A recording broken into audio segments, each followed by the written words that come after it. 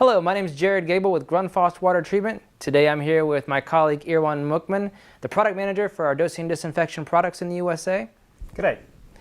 And what we're going to do today is learn how to physically install the DID system, the sensors, load the sensor to the parameter menu, and then navigate through the top level menu structure.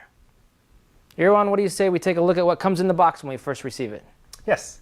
So when you open the package for the first time, you're going to see the DID instruction manual, a box which contains the sensor and the electrolyte.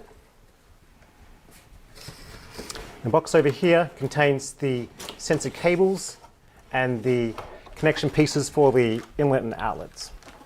All right. And then lastly, we have the pre-assembled DID system. Okay. So at the top here, we have the CU382 controller, as well as our hydraulic assembly and the flow cell. To remove the terminal cover, we'll just use one of our flathead screwdrivers. Remove the two screws.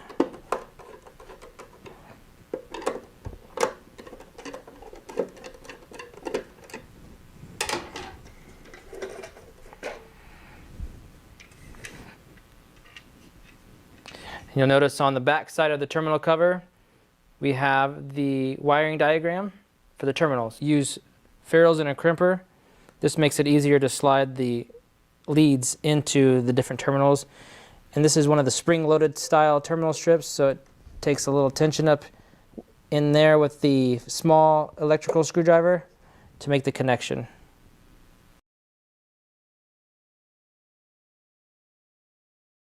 Okay, Irwan. Tell me about some of the considerations that we need to think of when we're trying to mount the DID system. Sure. It is important to mount the DID in a location so you can view the screen and access the interface. Okay.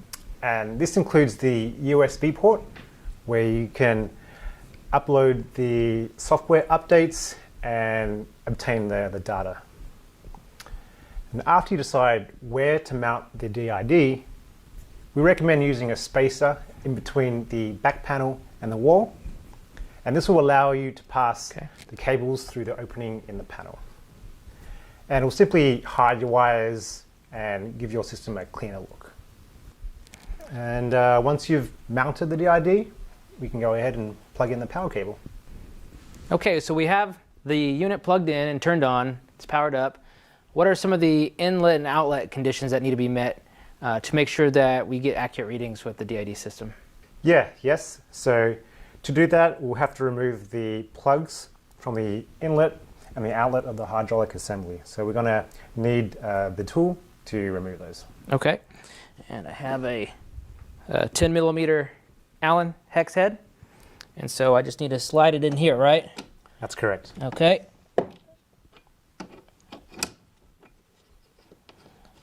Looks like once I get it loosened, it's easy to just remove by hand. Yep, once you loosen it a little bit, then yeah, you can do the rest by hand. And the same for the outlet, correct? That's okay. correct. Got it. All right, we got the plugs removed. Now we need to install the connector pieces. How does that work? So the DID system comes with the pieces to connect the inlet and outlet.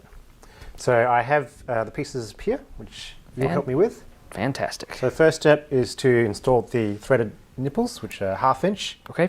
And you want to install the side with the O-rings facing downwards. Okay.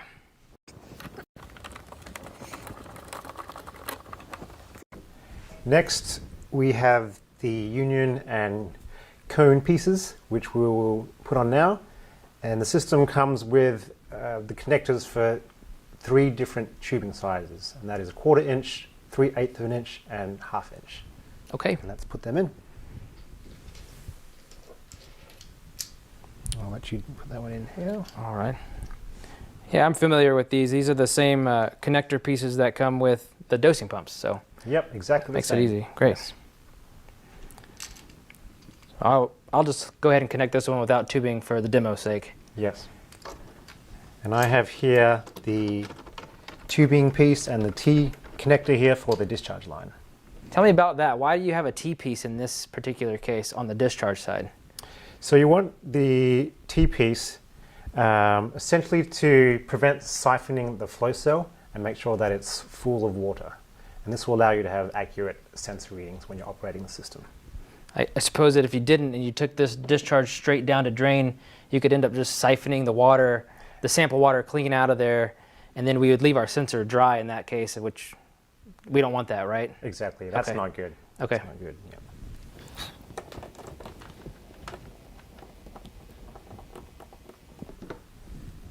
So it'll look something like this.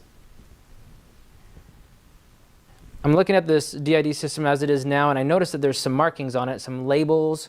Can you walk me through what these labels mean, and should I even pay attention to them? Absolutely. To answer the last question, yes, you should pay attention to them. Let's start with the flow and pressure limitations down the bottom here. Next we have the labels which indicate to keep the system sheltered from the elements, so out of direct sunlight, Okay. and you don't want any rain or precipitation Yep. or liquids getting onto the system. The next label here indicates to keep the sensor immersed in the flow cell or keep it wetted at all times. Okay. And the next is regarding the discharge line, to make sure that it has the upward bend and the T connection there to prevent siphoning and keep the flow cell full of water. And lastly, we want to make sure that our system is plugged in when we have the sensor installed. The next step is to prepare the sensor. If it's a disinfection sensor, you'll need to fill the sensor cap with the electrolyte that came with the sensor. Each disinfection sensor type has a specific electrolyte. Let's see how we will fill the electrolyte. First, we will remove the rubber band that covers the weep hole on the cap. We will start by squeezing out the electrolyte onto the table and then drag it into the cap until it is full. As you can see here, our goal is to not introduce air bubbles into the cap.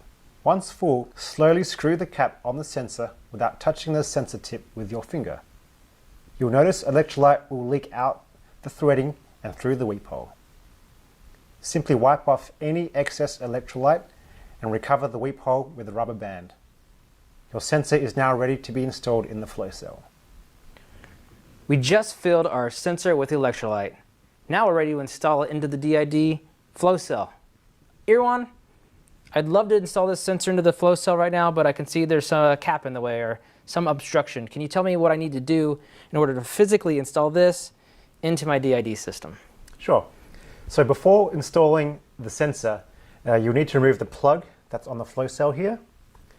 So we take this U-clip, like so, and then we use one of the ends, insert it into the hole to pry up the plug. I can see that just kind of pops up and I can just grab it now, right? Exactly, so you can take that off. Okay, Okay, we'll set that aside. and I see you have the sensor in your hand there now. All right, should I try to install it? Sure. Okay. So you want to pop it in there. So did I do it right? So you want to push it down and give it a slight twist, and Okay. you'll hear a click. Let me try that. Oh, I heard it and felt it. Okay, Excellent. And I'll let you put the clip in. great. Once you put the clip in, then you know you've installed the sensor correctly. Oh yeah, it slid in really easily. Good job. That's probably why I had to push it down a little farther. Yeah. Okay. So now what do? I've got the sensor in, but it looks like it's not going to be able to communicate this time to the DID. Is there something I'm missing? That's right. So we need to use the cable to connect the sensor to the controller. And I have the cable right here. Very good. Okay.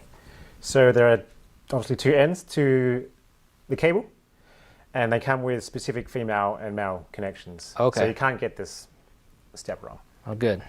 So first we'll remove the cap from the sensor. I'll go ahead and do this one. It looks like another similar cap on the DID controller as well. If you have a system with 3 ports, it doesn't matter where each sensor is plugged in, because the controller will recognize the sensor profile when you go through the next step of loading the sensor. So now we have the sensor connected to the controller. Now that we have the sensor installed, how do I get it to start communicating with the DID controller? So let me give you an overview of the different screens on the DID controller and how to load the sensor. So the first screen that it will show is the parameter screen, but as you can see, there's no parameters shown. So we want to go to the status screen, click on the left arrow, and we want to hit the bullseye button, manage sensors, and hit OK. Add sensor. Here we have three options for analog input signal, a digital input, and the scan sensor. So let's go and click the scan sensor. And now it's going to search for predefined addresses on the system.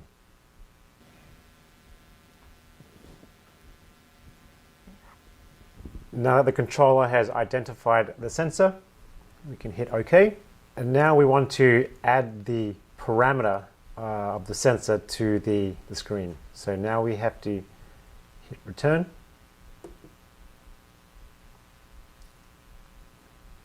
We select up and hit OK on the sensor. Select down to add parameter. Here we can add free chlorine and also temperature, which is included with the same sensor. And we hit return, return again. Now if we hit right from the status screen, we can see on our parameter screen the chlorine and temperature measurements. We have now completed our setup of the DID. We hope you have found this video useful. Thank you.